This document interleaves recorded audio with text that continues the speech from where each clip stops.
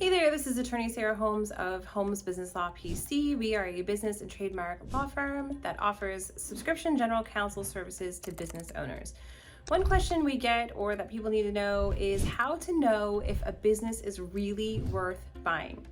We get clients all the time that want to purchase a business. Maybe they found one on Biz Buy Sell and they say, hey, how do I know that this business is really worth the asking price? How do I know if it's really worth my time and effort to buy this business? So the answer to that is there's a couple of things you should evaluate. Number one is look at a valuation of the business. Now, evaluation can be done in a number of different ways, and it can be done by a number of different parties or entities.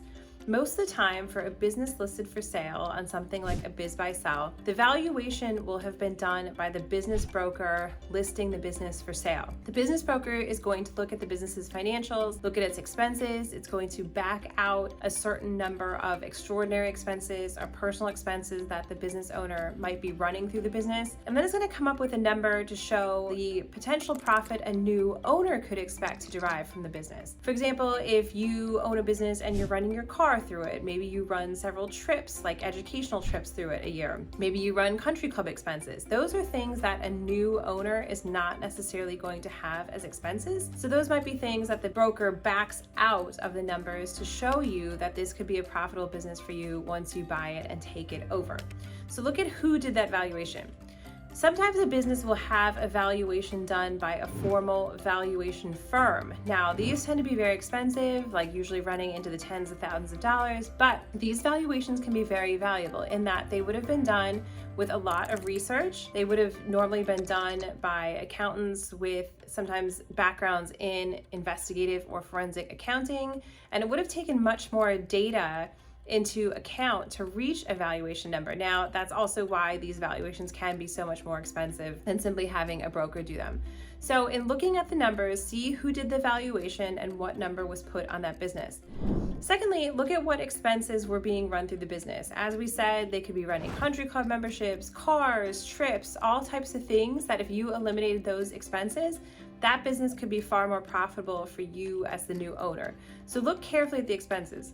The other thing you want to look at in the expenses is what we tell people, go see where the bodies are buried. What does that mean? That means if you get historical records of the profit and loss statement. So for example, you want at least 3 to 5 years of financial statements.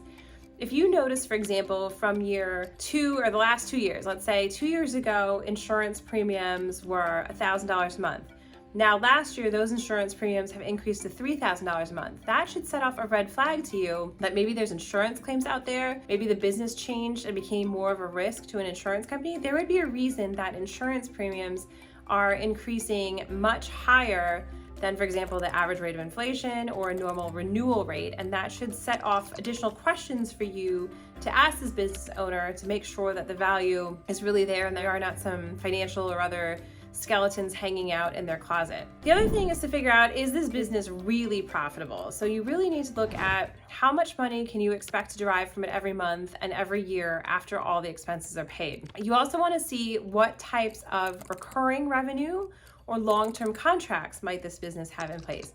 If this is a business where the revenue fluctuates very much month by month because there's different customers, different clients coming in, then you may have to plan differently and say, hey, like at any given point, there could be a big downturn and you have nobody locked in to these contracts, you have no recurring revenue. This is a much riskier business and maybe not worth a higher purchase price. So that's definitely something to look at as well. So of course, if you need help evaluating a business for sale or coming up with a purchase agreement and terms, feel free to reach out to our office. Our number is 215-482-0285. Thanks.